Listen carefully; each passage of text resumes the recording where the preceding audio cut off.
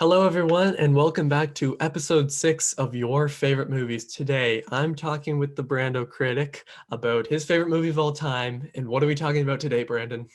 We are talking about Gore Verbinski's 2003 film, Pirates of the Caribbean, The Curse of the Black Pearl. Hell yeah. Again, like every single time I've been talking with all these people, this has been one of my favorite movies. This is technically my favorite Disney release. Like people don't normally think of it as a Disney movie because they think of the animated ones, but this one I would say is my favorite Disney movie. And how are you doing today, Brandon?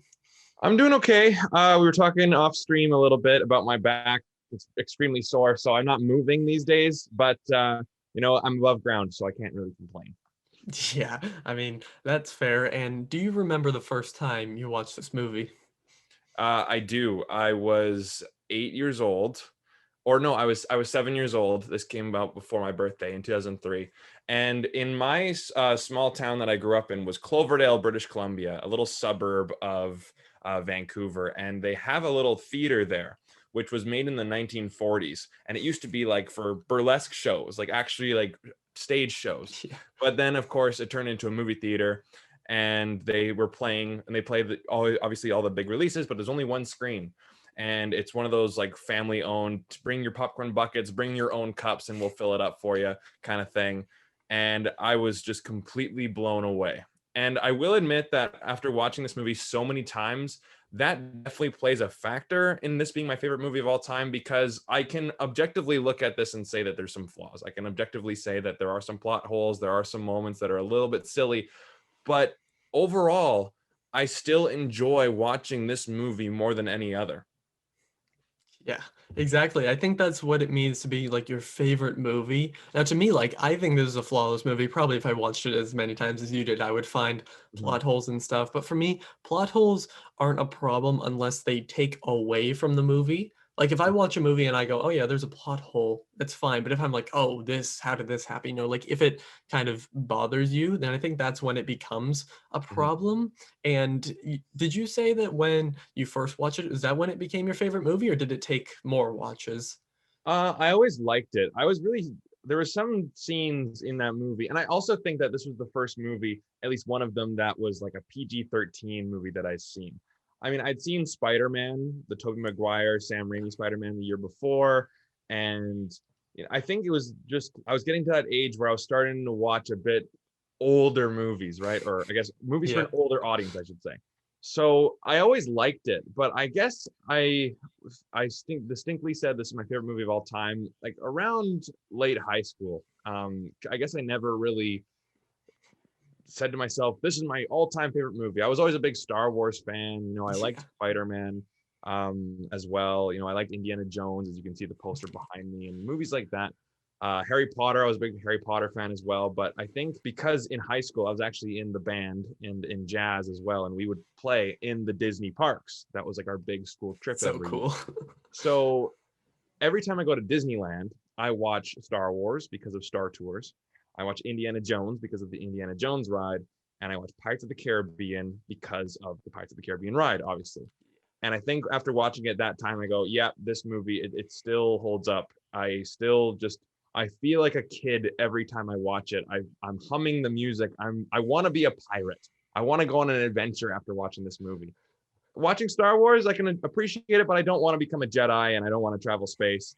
It's Really? not to that level. You know what I mean? Like I can still be all nerdy about it, and I can still, as a kid, of course, you wanted to be a Jedi and you wanted to go out into space. Not so much anymore, but with pirates, I still want to be a pirate. I still want to go on adventures when watching this movie.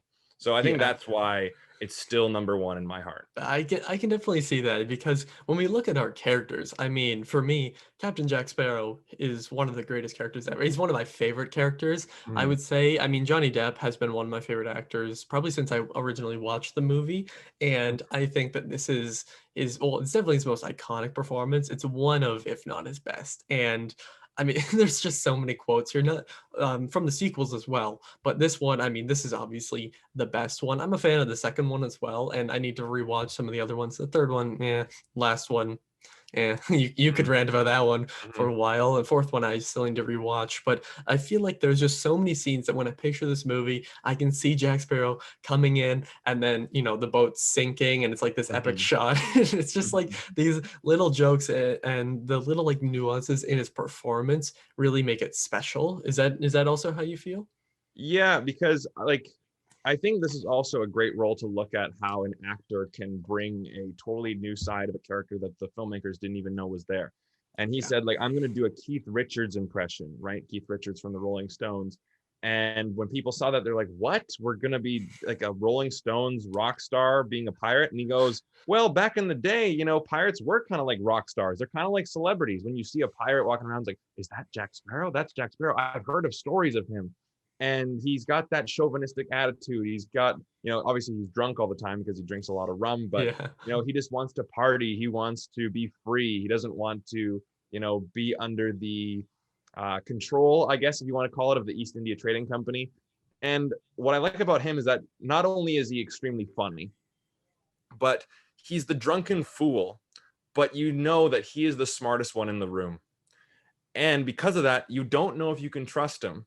He is not just so black and white, like he is a good guy. He is willing to, use Will Turner as leverage, right? Leverage, if you will, um, to get what he wants. So you don't necessarily know where his allegiances lie.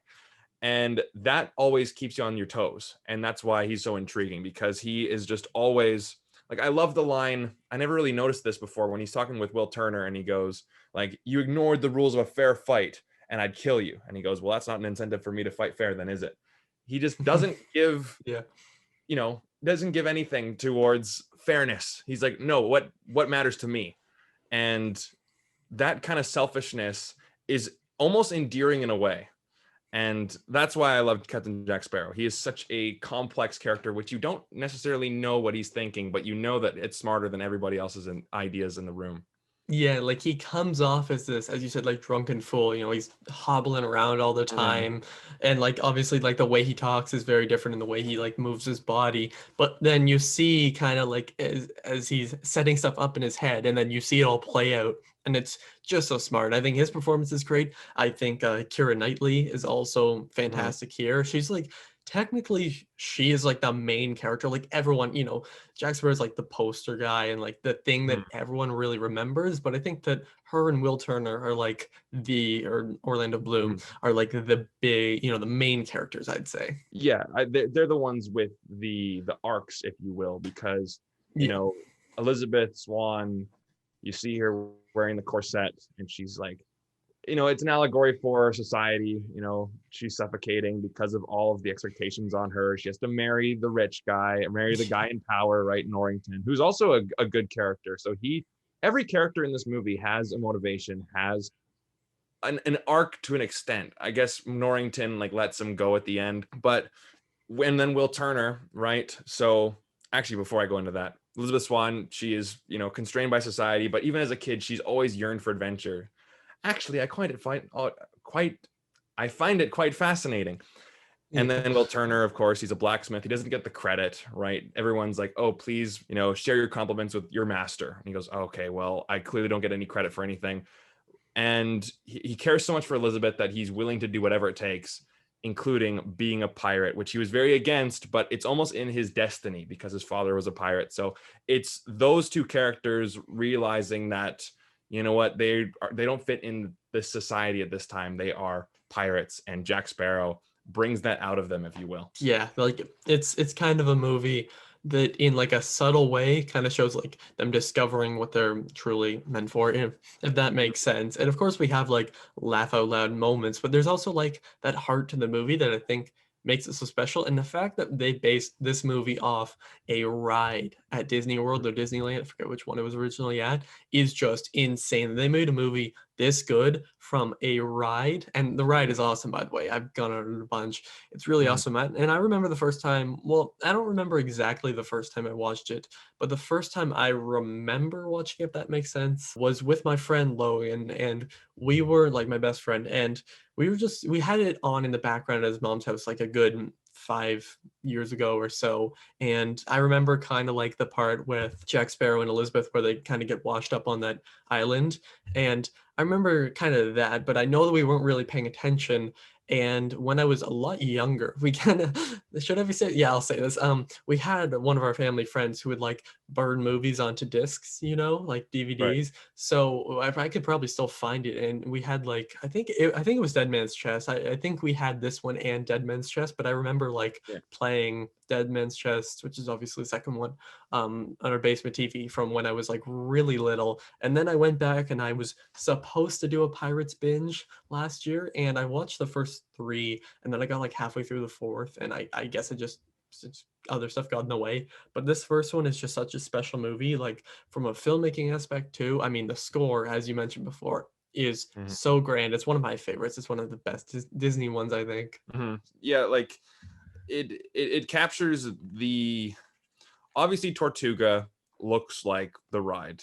Ilha de Muerta looks like the ride, and it feels like the ride. But I think what gets it down, or what this movie does so well, and the ride does so well, is that it captures the feeling of being a pirate, going on an adventure. Like when they're on the beach, on the island, when they're drinking rum, and there's the big bonfire, and Jack Sparrow goes, "What the Black Pearl really is freedom." And that's really what the movie is about. Being a pirate, it's dangerous, but yet it's exciting. And in the ride, when you're going along the ride, and there's like the bayou, there's the guy with the banjo, and then you have like the treacherous waters be ahead of you, matey, and then you go deep Yeah. dive down there. And the song yo ho is such a playful yet a little bit sinister. It captures the essence of pirates and adventure and swashbuckling and just pillage and plunder. This movie and the ride perfectly, they capture the essence of those emotions and those themes really well. So and yeah, like you said, this movie was, I think, Disney's like first PG-13 movie. So they could I have think so. just gone for a very cartoony, very kiddie. Like, are we making Muppets Treasure Island here? Or are we making like I say that this movie was influenced hell of a lot by Gladiator, because Yes. Hans Zimmer did a score very similar to that, and it has that sort of old-timey production design. The cinematography looks very similar as well. Did Jerry Bruckheimer didn't do Gladiator, did he? I don't think he did. I don't think so. I feel No, like it's something else. I don't think it would have got as many Oscars as it did with that. But it feels Gladiator and Pirates of the Caribbean do feel very similar in terms of its tone, its look, and like this movie has weight. Like I look at the sequels and I definitely noticed more of a CGI, more of a cleaner look. This one definitely feels a lot more gritty, a lot more real. And the fact that they went with that aesthetic and capturing it definitely feels a lot more adult, and it feels a lot more when people die in this movie, you feel it, right? It's not just super kiddie. So it captures the essence of the ride, yet still being its own unique thing. Yeah, like it kind of shows this more mature step for Disney in a way, which you Mhm. mentioned it. I think it was the first PG-13 Disney movie, and you can feel it because there are like consequences too. And of course, the Curse of the Black Pearl, not just the title, but the actual thing in the movie is so smart. Like when it's revealed of the skeleton with Jack Sparrow, I'm just like, that is so smart. And obviously, I will put a spoiler warning on this, but that is just so smart. If you haven't seen Pirates of the Caribbean, get on it right now. But I Mhm. just think that it's just such an amazing reveal almost. And there's just so many, like, as I said before, like iconic sequences. When I think of this movie, I can picture Jack Sparrow and Will Turner like sword fighting at the start there. Like I just have that almost scene entirely stuck in my head because it's some of Mhm. my favorites. Like when we talk about this and when you compare it to Gladiator, like we're talking about two of the best movies I think ever, especially of the 2000s.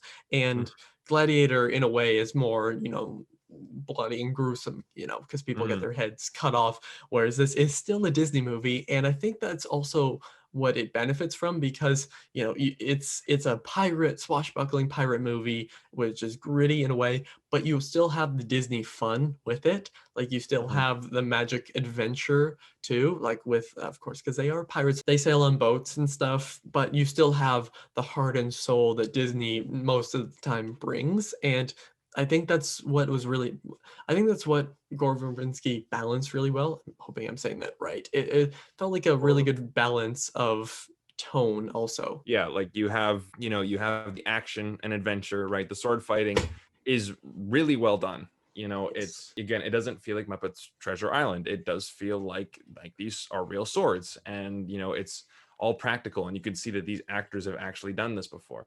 You have the adventure when you have Jack Sparrow running away from the East India Trading Company, when you have the two pirate ships fighting each other with the cannon fights.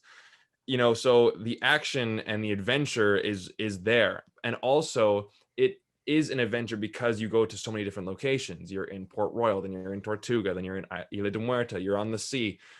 So it is the trek, right? So it is, the part of the adventure is moving from location to location. You also have the mystery, right? The curse of the Black Pearl, the way that they reveal it.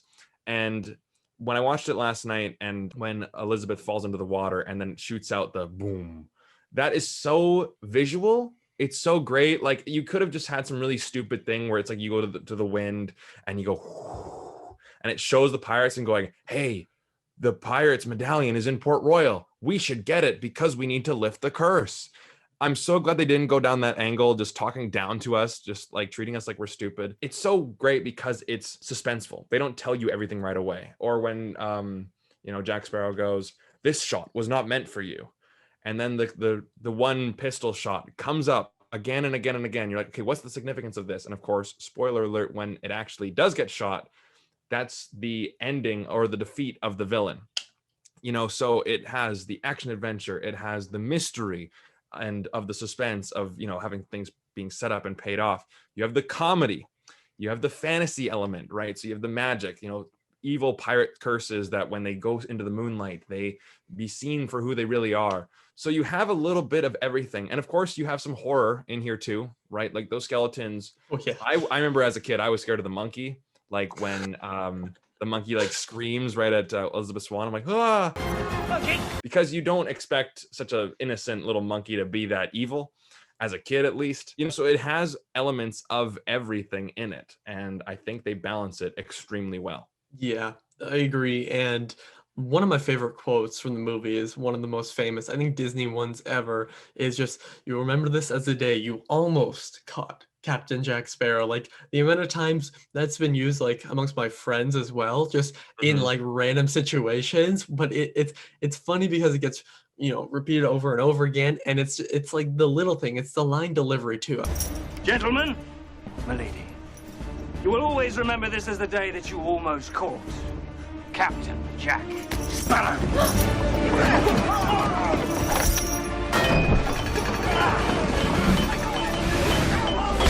Of course, like when we mention, of course, Johnny Depp's performance, he's been one of my favorite actors. He was like the first person besides Arnold Schwarzenegger that I remember being like my favorite actor, at least when he's in the top 5, top 10, because I mean, look at his range. It's amazing. And to think that he did so many of these movies, and in my opinion, he was great in all of them, despite how you feel about the other movies. I think he was the Mhm. best part of them all.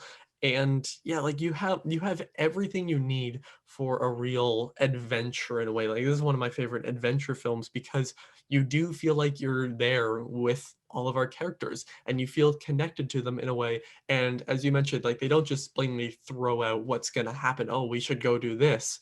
Like they reveal it with suspense, and there's tension built in the movie. And I think that's what makes it special. I think that's what makes it better than the other ones, and in my opinion, like better than most Disney movies. Like as I said, this is my favorite Disney movie. I could, when you people typically say, oh, what's your favorite Disney movie, you think The Lion King, you think Aladdin, like you think this, but those will come to mind. But then I go, No, it's actually Pirates of the Caribbean, The Curse of the Black Pearl, because not only is it iconic as hell, but it's just such a special movie and it captures, the heart of what it would really be like to be a pirate. You feel like you are a pirate with them and you're taken along on this ride and you got some twists and turns, you got some great reveals, and I think it's all stringed together perfectly. Yeah, like you said, just it's such a well constructed movie. Like Act One, like you immediately know when it ends. It's like, okay, I have every little bit of information that I need. Like mystery around Jack Sparrow, got it. We understand who Will and we understand who Elizabeth is. We understand that this is going to be an action adventure, swashbuckling, have some a little bit of mystery, some horror, and it's going to have some stakes. When the pirates in the Black Pearl come to Port Royal, it is pretty brutal. You don't see any Yeah. blood or anything, but you see that kid like start screaming, and like they do some damage. So you understand the tone of the movie, you understand the story, you understand the tone, and then of course when you see them underneath the little boat, they go under into the water, and then that little da-da-dun, da-da-dun, dun, da-da-dun. It's okay, I got everything, now I'm on the ride. It's such a well constructed movie as well. The halfway point when Jack Sparrow basically goes, I know whose blood you need. So then, okay, now he's like, all right, I'm going to be siding with Captain Barbossa to get what I want. So the shift in allegiance with Jack Sparrow is what makes this movie work so well. And while I like Captain Jack Sparrow a lot, and he is the main character in the sequels, I think the Pirates of the Caribbean franchise works the best when you don't necessarily know if you can trust Jack Sparrow. Yep. And they tried to do that with the fifth one. Just don't even get me started on that. Like, I've honestly tried to repress a lot of that movie. I was so disappointed. But, like every single character is so well constructed, especially Captain Barbossa. And one of the biggest things that I look for in a villain, especially in like the big action adventure, blockbuster, science fiction, superhero, any kind of big movie like that, I say to myself, okay, is the villain menacing? Is the villain, even if they're not menacing, they could be funny, right? Charismatic, right? Sometimes you may want to go like, oh, maybe I can side with the villain. Like they have enough of a personality that you're like, okay, I like this guy or I like this woman. But also, you have to go, okay, how are our heroes going to defeat this guy? When you genuinely don't necessarily know, when they have so much power over our heroes, whether it be emotionally, physically, just in terms of pure power, whatever that case may be, you have to go, okay, how are they going to do this? That's why I think Thanos is the best MCU villain. I was just thinking that. Because I'm like, how in the world are they going to defeat this guy? You have all these superheroes. How do you do it? And then, unpopular opinion, that's why I never liked Loki. Loki is just the whiny little bitch brother of Thor. He was defeated in a subpar, like smaller film in Thor, and now he's the main villain with this big group of bad guys but we don't even know in Avengers. I'm sorry, but I do not find this guy intimidating. I know for a fact that these Avengers can defeat him. I just watched Spider-Man 2. I know I'm going off topic, but that's okay. Spider-Man 2, you have Doc Ock.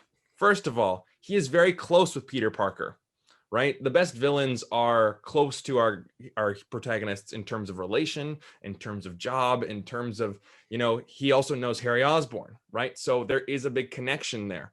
He's smarter than Peter Parker, and he's more powerful. That's why Doc Ock is such a great villain, because he is that next step above. And of course, how do they win? Well, he learns the same lesson that Spider-Man does. With Captain Barbossa, yes, he is menacing, but he was also Jack Sparrow's first mate. So he is mutinous, he is conniving, he is charming, and yet he makes like little jokes about killing Elizabeth Swann, but you don't know if he's actually going to do it or not. So that's why I think that Captain Barbossa is a great villain as well, because he is the counterfoil to Jack Sparrow. Yeah, he's one of my favorite villains probably ever. I mean, there's a bunch of Pirates villains which I think are great, but as you mentioned, like it's the close connection that makes it kind of hit harder in the end. Like when we look at something like Harry Potter, even, like I know we're kind of going a little bit off topic. Like Harry Potter, of course, we have Voldemort, we have Harry. Voldemort killed his parents, and then Harry, spoilers for Harry Potter, funny to say, Harry is one of the Horcruxes. We look at Star Wars, and Darth Vader is obviously Luke's father. Luke's So father. it makes everything kind of hit harder in the end. And I think that's why it works well for this movie, because you have all these great characters. And as you said, they're all well constructed. They're all set up well. Like you have these two people, Will and Elizabeth, who are trying to break, the social norms or whatever. Like they're trying to do something more with their life than, what they're supposed to do. We'll say in quotations, obviously. And then you have Jack Sparrow, who seems like this hobbling drunk guy, but he's actually smart. And you see his smarts in a lot of the scenes. And you have Captain Barbossa, and of course he's going back and he's now the bad guy, and we have all this stuff. I think just overall it's such a well-rounded movie. You have all the action adventure you need, you have all the heart, you have all the suspense, even the horror, as you mentioned. Like it has all these little things and they're all thrown in there, but I think it's perfectly totally balanced in the way. Like there's nothing that seems out of place. They smartly like reveal stuff. Yeah, that's what I'm trying to say. Like reveal stuff without making it seem too obvious, as we talked about before. In my opinion, it's my favorite Disney movie. I can't say the best. I don't know what the best Disney movie would be, but this is my favorite Disney movie. It's one of my favorites of all time. It falls into like the top 50 or whatever on that list I made. It's so rewatchable too. It's just such a fun time. I think that's just what I'm trying to say. It's just so much fun to feel like you are a pirate with all these people. And Brandon, I have to thank you for coming on. It's a lot of fun. And Brandon, you're close to 8K, aren't you, right now? You're getting Yeah, close. I think I'm at 7,326 subscribers, so pretty Ooh. close to 8,000. Yeah, so you guys got to go over there if you haven't already. Subscribe to Brandon. His channel's great. Live streams, reactions, ton of new reviews. Like you're the person I go to for new reviews to Oh, see if I well, should check out this movie. well, that's So good. Thanks. yeah, and of course, subscribe to Brandon. All his links will be down below. Same for mine. And tell us your thoughts on Pirates of the Caribbean, The Curse of the Black Pearl, and the sequels too. Are you the odd person out there that likes all of them? That'd be surprising. Thank you all for watching. See you guys next time. Over and out.